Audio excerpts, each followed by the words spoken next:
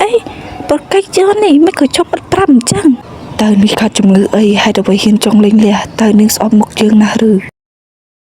បើខ្ញុំមានភាពស្កប់សោកទី1យើងមិនចាំបាច់ភ្ជាប់ជាមួយនឹងប្រព័ន្ធនោះទេទី2ក្រែងទៅនិយាយថាទ្រង់មិនរៀបការជាមួយអ្នកណាដែលទ្រង់មិនចូលចិត្តមែនទេខ្ញុំខ្លាចសំបីតែសុបិនរបស់ទ្រង់ក៏ស្រក់ទឹកភ្នែកអ្នកណាហ៊ានយកសារឬរទេឲ្យនាងយើងនឹងកាត់ក្បាលចោលជាការព្រមានក្រែងនេះចូលចិត្តរត់កន្លះជាមក្រោយបើមិនឃើញដុកតែទេខ្ញុំនឹងមិនរំលោភទេសម្រាប់ចោលតែម្ដងអេរបស់យ៉ននេះមនុស្សណាតើគិតថាខ្ញុំជាម៉ាស៊ីនឬមិនមួយស្ដាប់បង្គាប់ប្រងឲ្យខ្ញុំរត់មែនទេរបស់យ៉អើយ18គីឡូម៉ែត្រអញរត់តងអញរត់ចង់ងមកដល់ឃើញវាអោបស្រីហ៊ានណាដាច់ផ្លោកលើហើយរត់មិនទាន់ឆ្អែតទេពន្យល់មកខ្ញុំមិនចាញ់ទេអាប៉ែហ្នឹងខ្មោចខាងណាចូលបាត់ជិះមកកាយដាក់ឯងរត់ដូចឆ្កែអញ្ចឹងមិនខាងដែលខ្ញុំសុំលេងមុនមិនមែនជាត្រង់កុំធ្វើឲ្យវាហាក់ដូចជាខ្ញុំបានបោះបង់ចោលត្រង់ដោយនិយាយអំពីការលេងលះរបស់យើងដូចជាប្រសិនបើត្រង់ពិតជាមានអារម្មណ៍ចំពោះខ្ញុំប្រសិនបើត្រង់មានអារម្មណ៍ថាវាពិបាកនៅក្នុងការរក្សាទឹកមុខត្រង់អាចយកវាមកលើកក្រោយខ្ញុំនឹងយល់ព្រមទាំងអស់នេះងាយស្រួលនិយាយខ្ញុំណែនាំនាងឲ្យស្ងប់ស្ងាត់នេះជាទង្វើអ្វីនឹងខ្ញុំគោរពតាមការចង់បានរបស់ទ្រង់សូមឲ្យខ្ញុំទៅឲ្យលឿនទៅខ្ញុំចង់ត្រឡប់ទៅដេកទូប្រើហើយកុំគិតអីបើគិតមិនចាញ់ឈឺទៅចាប់បើទ្រង់នៅតែមិនអាចធ្វើជាមនុស្សល្អខ្ញុំមិនសុភាពដាក់ទ្រង់ទេទូស្អីនិយាយទៅហេតុអីចាំមិនធ្វើដែរអញ្ចឹងចាទូព្រោះយើងជឿស្លងហើយលួចញឹមទៀតតើខ្ញុំឈួតទាំងថ្ងៃមែនទេហេតុអ្វីខ្ញុំខ្វល់ខ្ញុំគួរតែសប្បាយចិត្តព្រះនាងអ្នកនាងទី2បានមករកអ្នកនាងទី2ដែលឯងកំពុងនិយាយគឺយ៉ានជីរូហេតុអ្វីកុំមកល្អជាងសមត្ថភាពនេះពិតជាអស្ចារ្យណាស់ខ្ញុំត្រូវតែមើលវាហើយក៏រៀនពីវាផងដែរ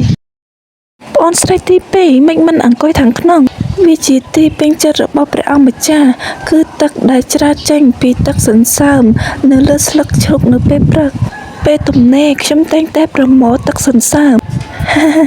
អូវានៅតែជាប្អូនស្រីដែលមានបេះដូងល្អគ្រាន់តែប្រាប់ខ្ញុំនៅពេលក្រោយបើបងចង់បានវាដែរទេមិនបាច់ទេនៅថ្ងៃនោះខ្ញុំឃើញថាបងនិងព្រះអង្គមានចំនួនហើយមានពាក្យចចាមអារាមនៅខាងក្រៅថ្មីនេះហើយខ្ញុំមានការព្រួយបារម្ភពីបងណាតើនេះចង់ទៅណាខ្ញុំគួរតែនៅសំណាក់មិនមែននៅទីនេះទេនាងពិតជាដឹងពីរបៀបរៀបចំផែនការសម្រាប់បងស្រីដ៏ល្អរបស់នាង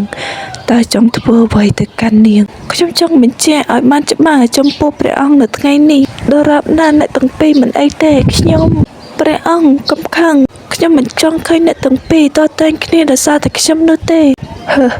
អូមើលទៅនេះកតញ្ញូជាមួយបងស្រីណាស់ណោះ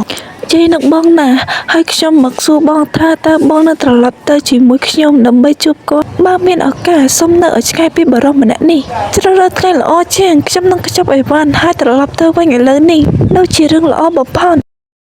មហាស័យយើងហាក់បីដូចជាមានអាកប្បកិរិយាមិនល្អចំពោះប្អូនថ្លៃដូច្នេះខ្ញុំចង់សុំទោសនាងបើនិយាយបែបនេះគឺល្អជាងនៅក្នុងរាជវាំងរបស់ព្រះអង្គម្ចាស់ហើយគុំទៅណាមកណាទ្រង់មានបញ្ហាផ្លូវចិត្តដោយសារពីចចាមអារាមដែលទ្រង់ផ្សាយតើទ្រង់គួរតែយកចិត្តទុកដាក់នឹងអ្វីទៀតខ្ញុំគិតថាមិនថាខ្ញុំនិយាយអ្វីទេមនុស្សនឹងមិនយកចិត្តទុកដាក់នៅពាក្យរបស់ខ្ញុំទេ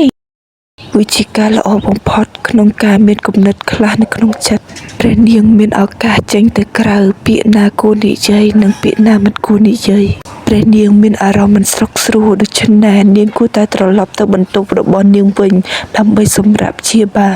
ឡាញខ្ញុំចង់ទៅផ្ទះនឹងហើយលទ្ធផលអ្នកប្រឆាំងបើខ្លាំងតស៊ូឲ្យរួចទៅសំណាក់ឈូស៊ីងមិនអីទេចាក់សោះខ្ញុំហើយទៅដើរលេងជាមួយស្រីទ្រង់ទៅអញជាប្រពន្ធណែប្រកាសគិតថាអញគឺជាដូនជីអូនិយាយលេងទៅអ្នកនរគ្នាឲ្យក្លែងទូផពេក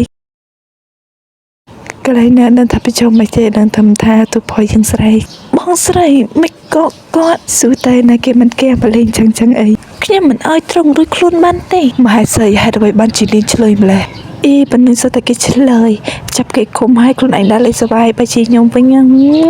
ថៃធ្ងន់ជាងនឹងទៀតអញ្ចឹងខ្ញុំទៅផ្ទះវិញថ្ងៃនេះបើនាងហ៊ានតែចាក់ចេញពីវិមានរបស់យើងនៅថ្ងៃនេះមួយពូជស្រមោចមួយក៏មិនអាចគ្រោះខ្លួនដែរសុភមង្គលត្រង់មកដល់មាត់ទ្វាររបស់ត្រង់មិនអាចទទួលបានវាគឺជាកិច្ចព្រមព្រៀងល្អហើយតើ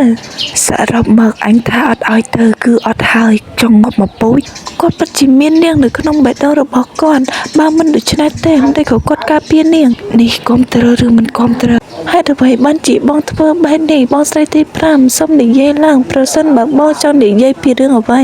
កុំបង្ខំខ្ញុំឲ្យធ្វើវាទៀតប្រាប់ខ្ញុំ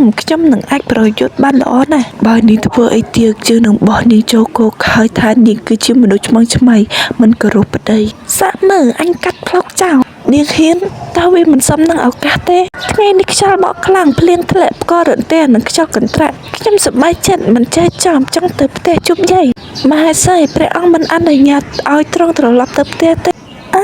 ហើយអាប៉ែននឹងកាត់ស្អីឲ្យប្រកាសព្រះនាងជាងមក